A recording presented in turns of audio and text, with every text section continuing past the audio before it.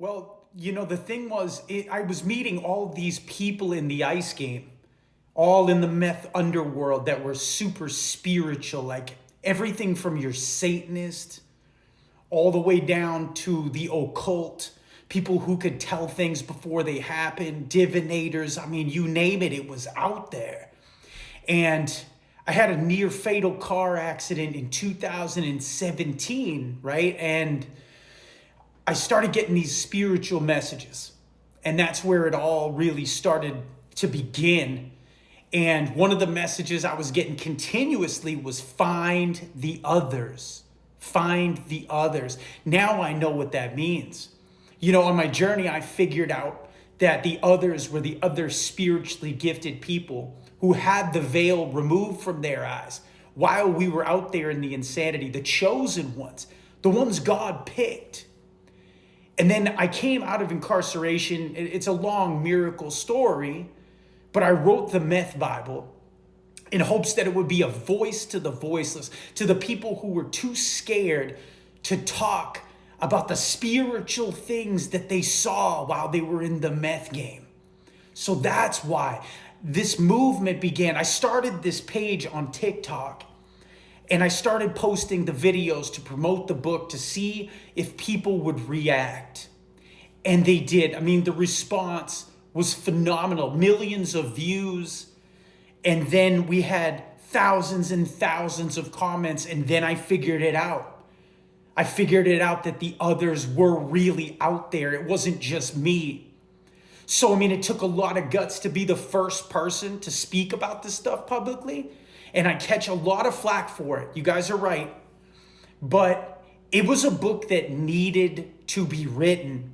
We needed to expose the meth game for what it is. It's a portal right to hell. See, the ice did something chemically to the brain that opened up a portal to the spiritual world. And I heed people with caution when I say that.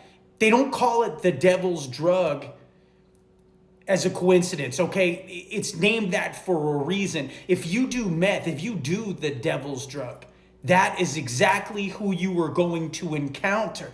And luckily for us, God's grace, he comes in to rescue us. And the select few who were shown these wild, bizarre things, and it was always evil. If you look at the comments in the videos like you were asking, if you look at those, and there's thousands of them, why is everybody having the same evil experiences? You're not seeing pink hippopotamuses jumping over a white picket fence and running up a rainbow, okay? It was always the devil.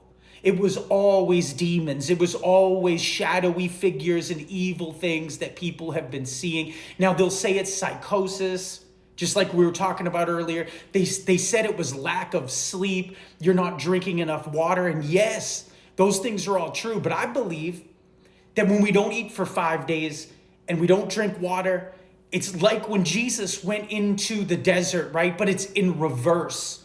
We were fasting for the devil.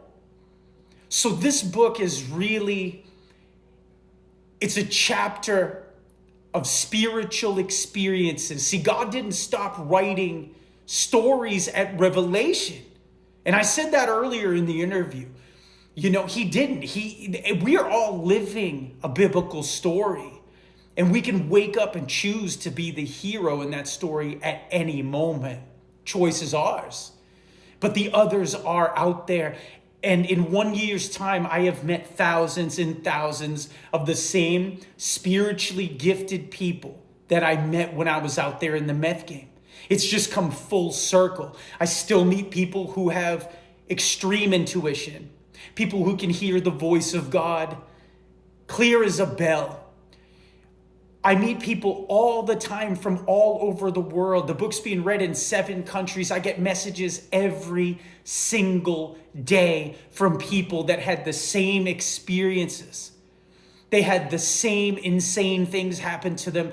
We peered over the edge of insanity, and when the veil was torn from our eyes, it was never fully put back on. And that's why the book is so important. That's why it's so popular, is because it is a blueprint for what happens to us in the ice game. It's phenomenal to see people's recovery from this. And the ones who were shown the extreme, crazy, evil things, when they encountered evil, and that's where the devil messed up, when he thought we were so close to him, that we were so allied with him, that he revealed himself in such huge ways and manifested in such magnificently evil ways in front of us. If we knew the devil was real, now we knew that God was real. And the smart ones, the chosen ones, they turned away. They turned away and changed their entire life, and now they're on a mission from God. And so I hope that clears up what we were talking about earlier in the interview.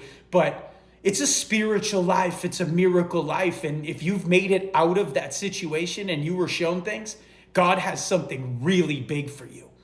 And that's why this has become a movement. We're literally watching people's lives fully transform.